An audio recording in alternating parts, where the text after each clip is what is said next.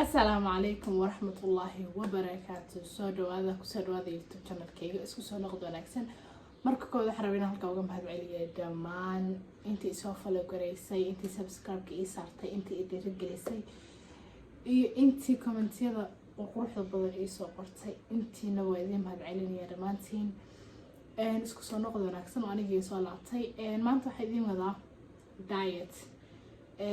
sida ogtihiin ma ogidin baa malaynaya waxaan ku jiraa weight loss journey.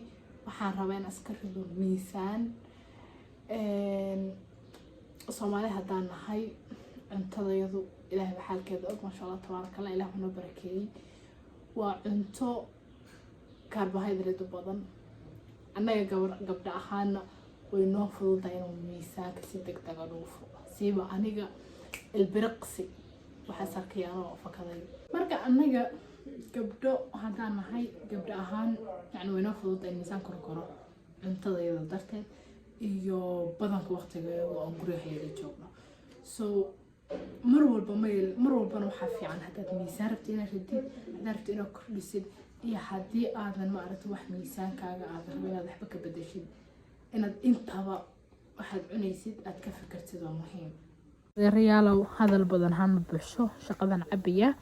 quraacdeedii waan karsanaya. quraac weeye laakiin waxaan quraacdaa waa 12 duhurnimo ama 6 saac duhurkii hadda sidaad u taqaano.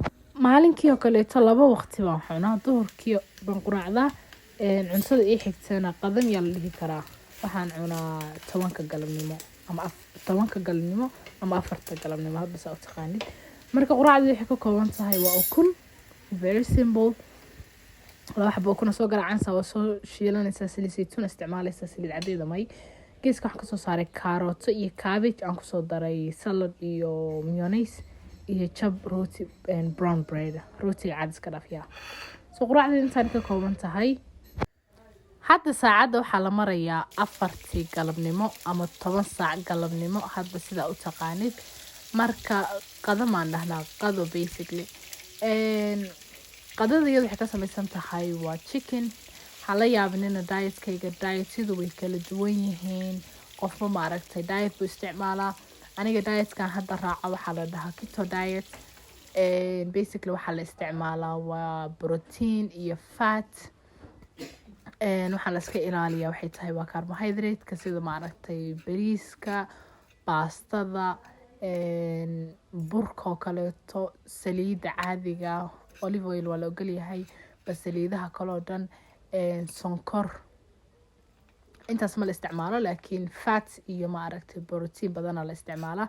so digaagayga waa soo shiishay, waa kana halkaanaan la rafanayaa. waxaan rabaa inaan jarjaro oo salad ahaan aan u diyaariyo. marka waa tana gabadhii la rafanaysa waa soo dhameeyay finally. saanu kusoo baxay kadibna waxaan hadda usoo diyaarsanaya waxay tahay waa qudaartii waxay ka kooban tahay xabad yaanyo ah, xabad basasha guduudana iyo xabad half avocado ah. intaas waxaan ku samaystay, intaas baaquli kusoo darsaday. wallahi maxaa la dhahaa dietkan aniga saaid uu ii caawiyay.